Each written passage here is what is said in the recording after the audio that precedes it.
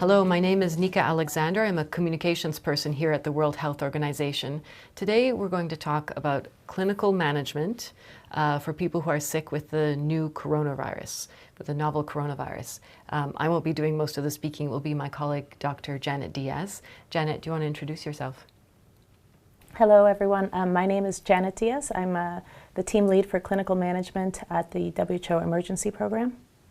And so clinical management means how you care for a patient who's sick, right? It's the treatment.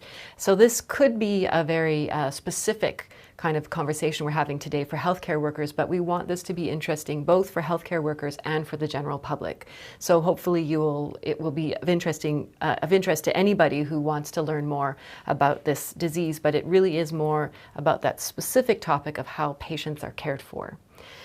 So this is a new disease. I want to timestamp this a little bit. We're recording this on the 1st of February.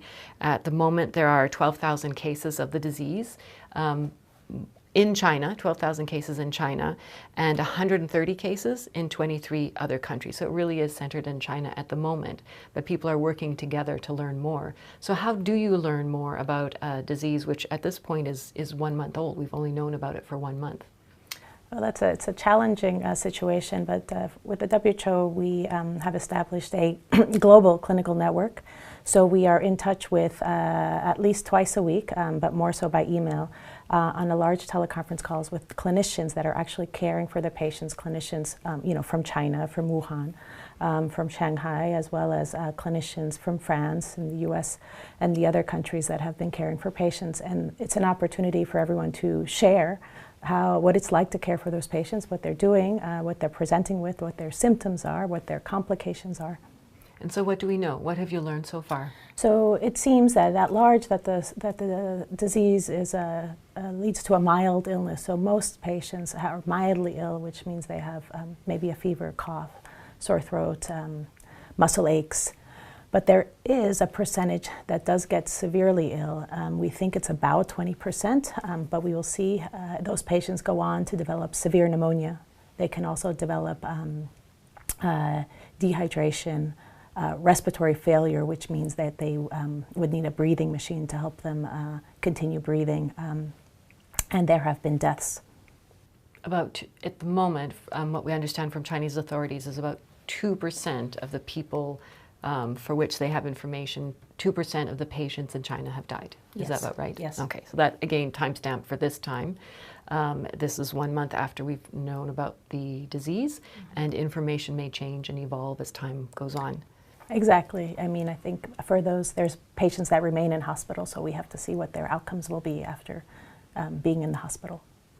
So that you just summarized what we do know. So for most people, it's a mild disease, about 20% severe, and about 2% have died.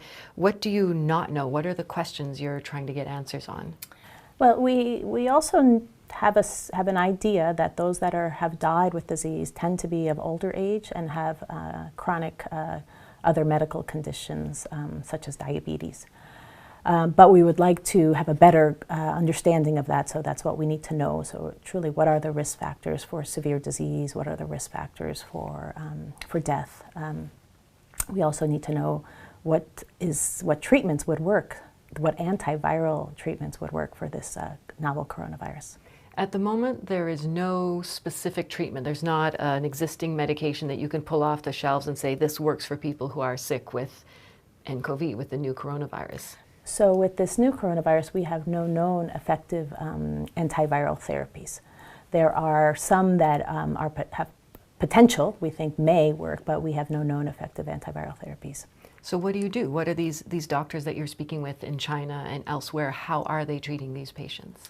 So because the patients that are mild at large, that they have self-limiting disease, which means they get better with some time, so they get treated with symptomatic treatments such as paracetamol for fevers. For those that get sick in hospital, then they require supportive care treatment. So this may be on the hospital ward or in the intensive care ward. That would mean if you have pneumonia and you need oxygen therapy, you get oxygen therapy. If you need IV fluid therapy, you get intravenous fluid therapy. If you are suspected to have an infection, a co-infection, so in addition to the novel coronavirus, a bacterial infection, which can happen, then we give you antibiotics. And if you develop respiratory failure, you go on mechanical ventilation. So I just want to be really clear on this antibiotic side, because this is a virus. You can't treat viruses with antibiotics. But as you said, if the person has this virus and a bacteria, you give them the antibiotics to treat the bacteria. Exactly. Okay. What are we doing then to find a specific treatment? So WHO is working nonstop with global experts. We have the R&D blueprint, which is accelerating research during outbreaks, and they have assembled multiple also meetings, teleconference meetings with global experts on research. And there are two main outputs that will come out of that. One is the prioritization of potential therapeutics. So based on the evidence, what therapeutics that are out there or in pipeline, in development, should we use in a clinical trial? Yeah, focus on, use to treat patients. And the second aspect is a development of a master clinical trial protocol, which is the best way to test new therapeutics for efficacy and safety.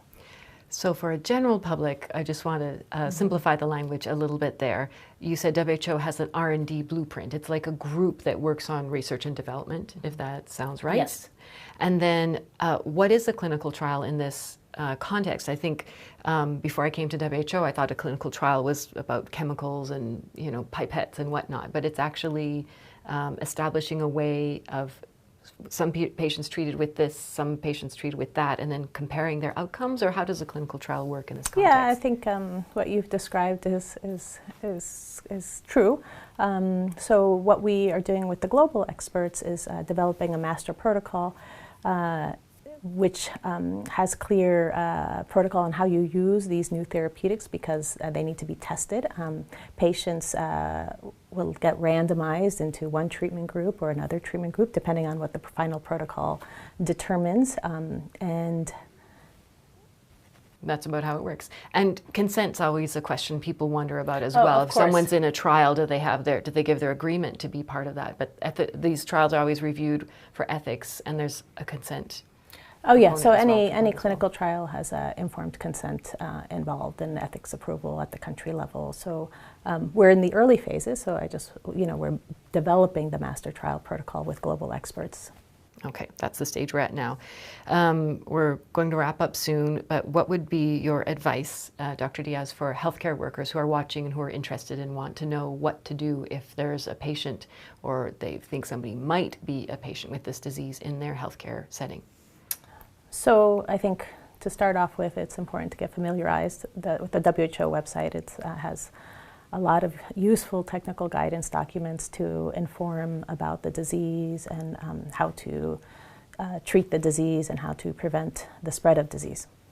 For those of you that are actually healthcare workers or if you're a patient, I think the most important thing is to recognize a potential person that may have novel coronavirus. We have the case definitions on the website, so you can read those, and you post those in the clinic, and then if you suspect someone may have the virus, then quick action is to isolate and prevent further spread of the virus, and we have guidelines on that. And then if someone is very sick with the virus, with the severe complications, then initiate supportive care treatments like I described before. So this is for healthcare workers. We're not saying members of the public should be identifying people who are sick, and I say this is really for health workers. I think for members of the public, if you develop a fever, cough, or shortness of breath, then you must seek medical care, and advise if you have traveled to the affected areas. Yeah.